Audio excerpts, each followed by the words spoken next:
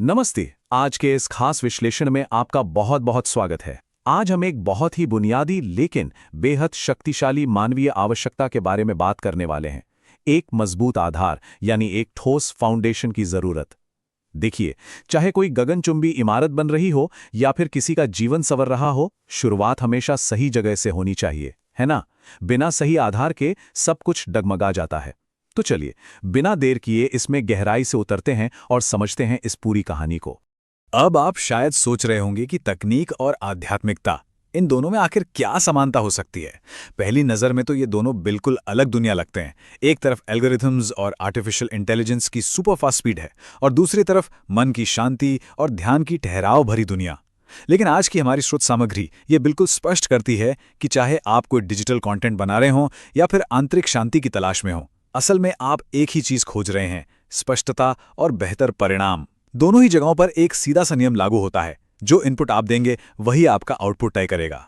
तो आज की हमारी इस चर्चा की रूपरेखा कुछ इस तरह रहेगी। सबसे पहले हम देखेंगे सही आधार का महत्व, फिर नोटबुक एलएम और डिजिटल स्रोत, उसके बाद भक्ति में होने वाली सामान्य गलतियां, दिखावा और अहंकार से बचाव, फिर कर्म, धैर्य और विश्वास पर बात करेंगे और अंत में जीवन के सही संतुलन को समझेंगे। विश्वास मानिए, इन दोनों अलग अलग लगने वाली चीजों के बीच का कनेक्शन आपको हैरान कर देगा। शुरुआत करते हैं हमारे पहले भाग से, सही आधार का महत्व। किसी भी सफल काम के लिए ग्राउंडिंग यानी एक ठोस शुरुआत का होना बहुत जरूरी है।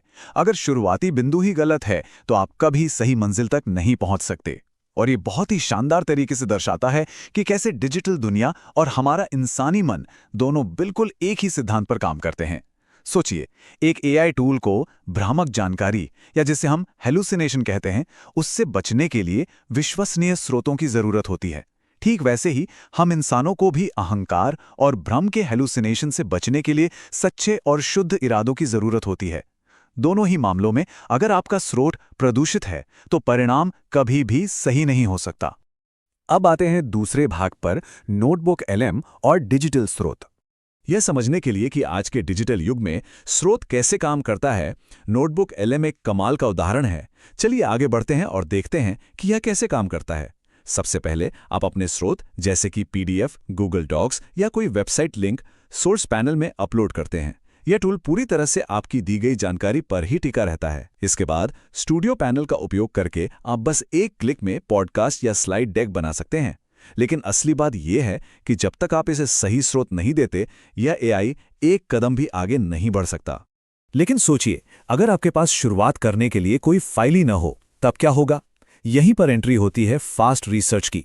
स्रोत सामग्री बताती है कि अगर कोई फाइल उपलब्ध नहीं है तो नोटबुक एलएम इंटरनेट से सीधा सटीक जानकारी ढूंढ सकता है। यहां समझने वाली बात यह है कि बिना किसी शुरुआती फाइल के भी एआई हवा में से कुछ नहीं बनाता। उसे काम करने के लिए इंटरनेट से शोध किए गए स्रोतों के माध्यम से ग्राउंडिंग की आवश्यकता होती ही है। मतलब बिना स्रोत के कोई जादू नहीं होता। आगे बढ़ते हैं तीसरे भाग की तरफ, भक्ति में सामान्य गलतियां। खैर, मशीनों को तो सही स्रोत चाहिए, ये हमने समझ लिया। लेकिन तब क्या होता है जब हमारे आंतरिक मानवीय स्रोत डगमगा जाते हैं? अक्सर लोग रोज प्रार्थना करते हैं, फिर भी अंदर से अशांत रहते हैं। इसका सीधा सा मतलब है कि कहीं ना कहीं उनका आंतरिक आधार कमजोर है। अब जो बात इस बारे में सबसे दिलचस्प है वो है ये संख्या 7।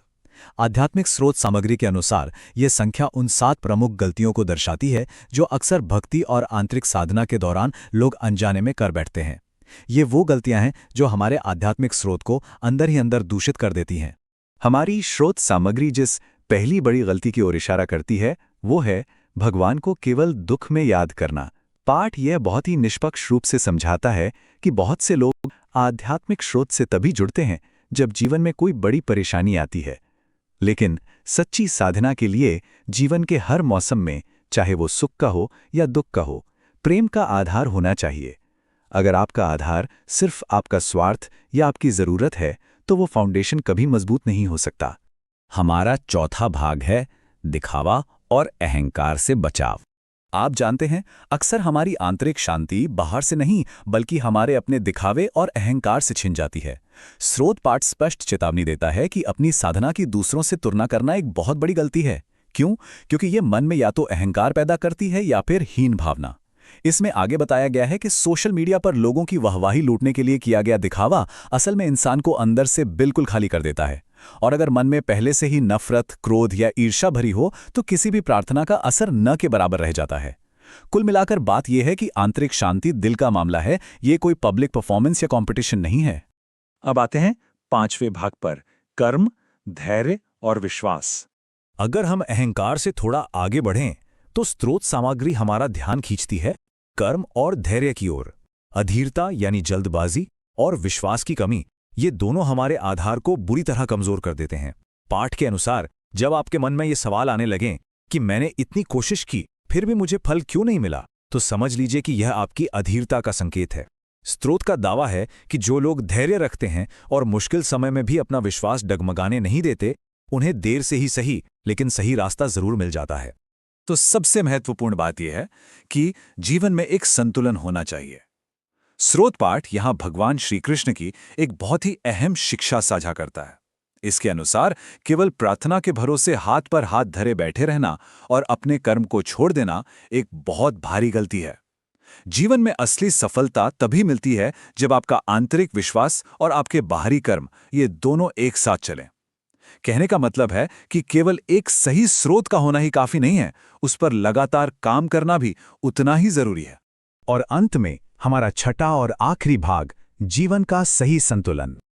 आज हमने आधुनिक तकनीक की दुनिया से लेकर मन की गहराइयों तक का एक दिलचस्प सफर तय किया। हमारा मकसद दोनों स्रोत सामग्रियों से मिली सीख को एक साथ जोड़कर देखना था। जैसे नोटबुक एलएम बिना सही दस्तावेजों के काम नहीं कर सकता, ठीक वैसे ही बिना सही इरादों, कर्म और धैर्य के एक शांतिपूर्ण और सफल जीवन की नींव नहीं रखी जा सकती। तो इस चर्चा को खत्म करते हुए मैं आपको एक विचार के साथ छोड़ना चाहता हूं। इस पर जरूर सोचिएगा, चाहे बात आपके डिजिटल काम की हो या आपके आध्यात्मिक और आंतरिक जीवन की। क्या आपके स्रोत सही हैं? हमारे इस विश्लेषण का हिस्सा बनने के लिए आपका बहुत बहुत धन्यवाद। सीखते रहिए और अपने स्रोतों को हमेशा सही रखिए।